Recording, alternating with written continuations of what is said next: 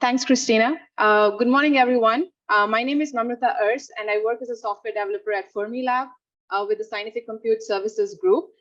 On behalf of my team, I'm here to present a sneak peek of what we have in the works for GldeinWMS, which is leveraging tracing to drive Glidein optimizations. Prior to this talk, my colleague Bruno walked us through what GldeinWMS is. So I'll race through the next couple of slides in case anybody missed it. GldeinWMS is essentially a framework whose primary purpose is to provide a simple way to access heterogeneous resources on the grid by submitting pilots. That is, users basically can submit regular HT conduit jobs, and the computing and GldeinWMS framework takes care of figuring out all the details to send jobs to relevant computing resources wherever they get executed. GldeinWMS works on top of HT Condor and consists of three main components: the factory, the front end, and the Glideins, each of which, as Bruno described, have a significant role to play. A Glidein is essentially a pilot job that is submitted on the worker node that acquires resources, prepares the resources for executing user jobs, which is critical in a distributed setting because user jobs may run on diverse and complex resources. Glideins are requested by the front end and they're submitted and get submitted by the factory, which eventually join a virtual cluster. Continuing on the topic of Glideins, here is as we navigate through the slide, this would basically show a highly simplified view of what happens during the lifetime of a Glidein. During the script for Glidein startup, in the test and setup stage, the Glidein receives some command line arguments and a few initial files and relocates to a temporary directory on the worker node. After evaluating the command line arguments, the Glidein starts downloading additional files from the factory and the front end, which get downloaded via the HTTP protocol. If all the test and setup files execute correctly, then the script that configures and starts HT Condor is executed. From here on, the Glidein script waits until the end, and it will collect log information to send back to the factory and will clean up and exit. Something that needs to be noted here, even though the files were downloaded initially, they are not necessarily run.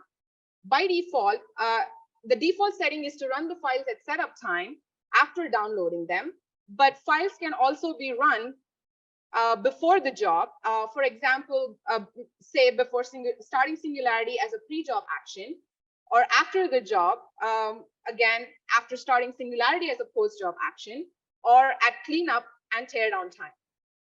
Additionally, when the job is executing, there can also be several milestones at the job level that could be critical to the completion of the job. Here is a brief look at what the current state of telemetry is in GldeinWMS. So for people who don't know what telemetry is all about, it's basically any data that's emitted from your system about its behavior. And this data can either be logs, metrics, or traces. There are several logging and monitoring capabilities in GldeinWMS that currently exist, was previously used, or that could potentially be reused. And on the right, you see some of these examples. The primary one has always been logging by the Glidein to standard out and standard error, which gets reported back to the factory. A remote logging API usable by everyone that generates logs as shards, which can be packed and sent to a web server via a post command. A base64 encoding of Condor log standard error stream as a zip file. Glidein monitor for filtering, archiving, and unpacking of logs. Something that also could be possible is feeding of logs to Elasticsearch, which may not be directly controlled, and but we could work with the operator to enable that. And last but not the least, something that we think can be explored or tested is the possibility of using remote syslog to feed Condor logs by OSG. Again, this is not directly controlled, but we can still work out and see how we can get through with it. When working with distributing systems, we need to keep in mind a few important things. First, catering to aspects such as multi-location, meaning meaning starting at the factory all the way up to the Glidein. Multi-language meaning starting in Python, for example, and continuing to run shell scripts.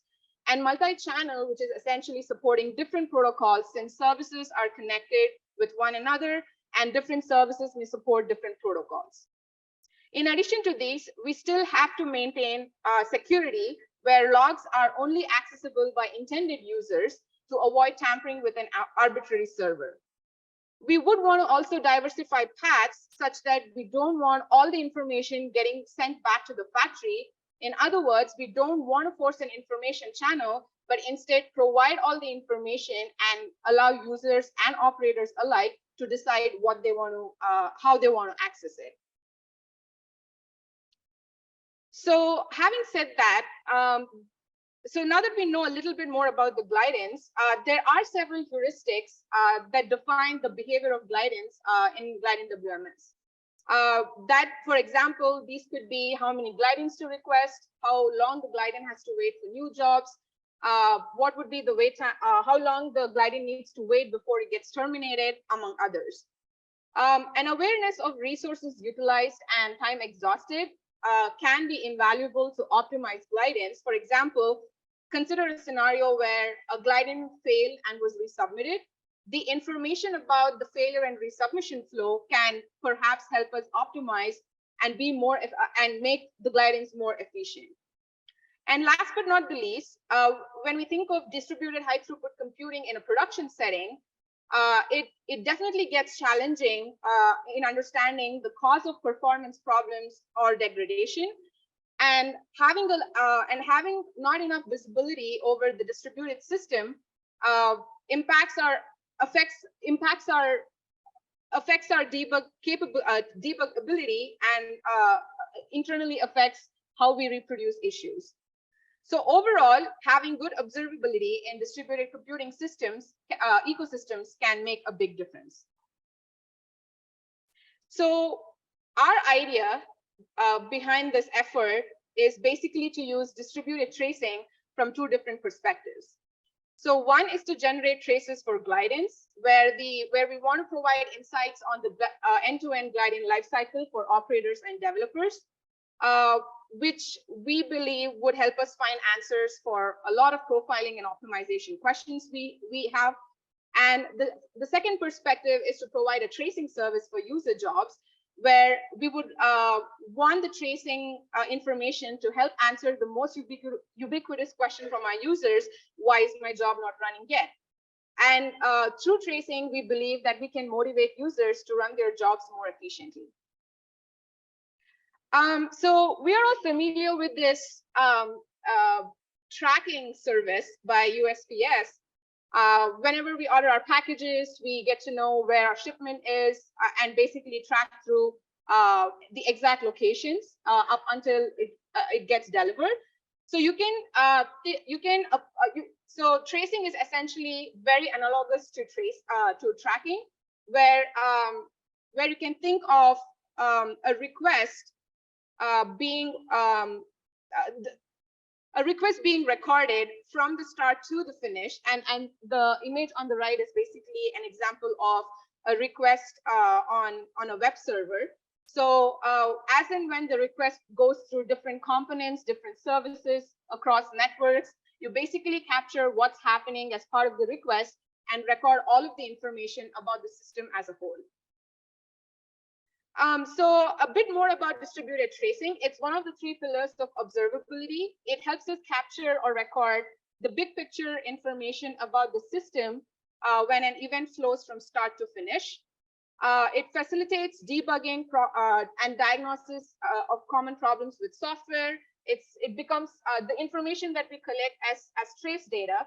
It could be useful for understanding the overall behavior of distributed systems. But one thing to note here is that observability is not the same as monitoring, because with observability, we are basically trying to understand what is wrong and why it happened using telemetry data. So on the right here is a quick example of what a trace looks like. So trace is essentially a set of one or more spans. And then so here is an example of a span, and that's considered as the root span. So each span represents a unit of work in the overall request or event. And a trace is basically made up of one or more spans, and the edges between the spans represent a parent-child relationship, and a subspan basically represents a nested relationship. So in order to enable observability, there are two steps to be able to generate and process telemetry. So first is system instrumentation, where you add instrumentation to your code to be able to generate or emit data, telemetry data. As part of this step, the focus is essentially to generate, collect, manage, and export traces. So we have a few options for system instrumentation, which is open sensors, open tracing, and open telemetry, which are all open source projects. And the second step with regards to this is to do something with it once you collect the emitted data, which is also known as the backend, where the focus will be on how to store, how to visualize, and analyze the traces collected. So again, we have a mix of open source and commercial offerings. Some of the prominent names being Zipkin, Prometheus, Jaeger, Tempo, Honeycomb, Datadog, Dynatrace, you name it. So for our effort, we are currently focusing on using open telemetry sorry, there's a typo. We're focusing on using Jaeger, but Tempo is something that we're also considering in the long scheme of things. So talking a little bit more about open telemetry. So it's essentially an open source, vendor agnostic and tool agnostic framework. And it consists of quite a few components, which makes life easier for anybody who's instrumenting their system or code. The nice part about open telemetry is you don't have to worry about having a proprietary tool or a format to collect the data or to generate the data, because you own the data at the end of the day. And it also supports a lot of single set of APIs and conventions, standard data format, supports easy integrations, and so on. On the other hand, Jaeger is essentially an open source distributed tracing system. It supports open telemetry SDKs and quite a few storage backends, includes a couple of sampling techniques. Personally, the best part about Jaeger is it could be minimally deployed using an all-in-one binary, and also can be scaled as and when needed. So let's take a quick look at our tracing service architecture. So standard GildeinWMS framework here. So the access points basically submit jobs to the front end. The front end requests Glideins from the factory depending on the jobs that they receive. The factory creates Glideins on the compute entry points as determined. And as the Glidein is running, as the Glidein is currently active, it basically reports back to the factory with all the standard output and standard error logs. And those logs could potentially be redirected to an independent monitoring server. So that's one part of the telemetry. The other part of the telemetry is you could also collect the Glidein relevant information to another monitoring server, where it's going to be only focusing on what the logs from the Glideins are. And in terms of tracing, we are basically looking at having a separate independent tracing server with Jaeger deployed, where the Glideins would basically be generating traces, which eventually gets written to, which gets collected in the Jaeger collector, and can be served from Jaeger through its easy-to-use web UI. So how do the next steps look like? So we are currently focusing on having a working prototype where we are looking at instrumenting the Glidein component to generate traces, and design and develop a user-facing API to allow instrumentation of user jobs. And finally, to investigate the generated traces using the Jaeger UI. So once we have a working prototype, our next step would then be to integrate it into GildeinWMS framework, basically looking at knobs to trigger trace generation and REST interfaces to query and visualize the stored trace data. A couple of other goals that we also have is think about the feasibility or possibility of instrumentation for other GildeinWMS components like factory and front end. And the end goal is to incorporate the tracing service to our current landscape monitoring infrastructure, which is landscape at Fermilab, since we already have Grafana installed and we want to use Tempo since Grafana already supports it. So that brings me to the end of my talk. So on behalf of the GildeinWMS team, I just wanted to take this opportunity to give a special shout out to John, our current summer intern, who's mainly targeting on the working prototype, and Ralph, our last year intern, who conducted the initial exploration of using distributed tracing for Glideins. Would like to also mention the DOE Omni program, since they've made the participation of interns leading to contributions to this project. And last but not the least, want to thank Kevin Retzky from Fermilab for being a strong observability advocate and for enlightening us about all the best practices about observability, which in turn is enabling us to think big. So with that, thanks everybody.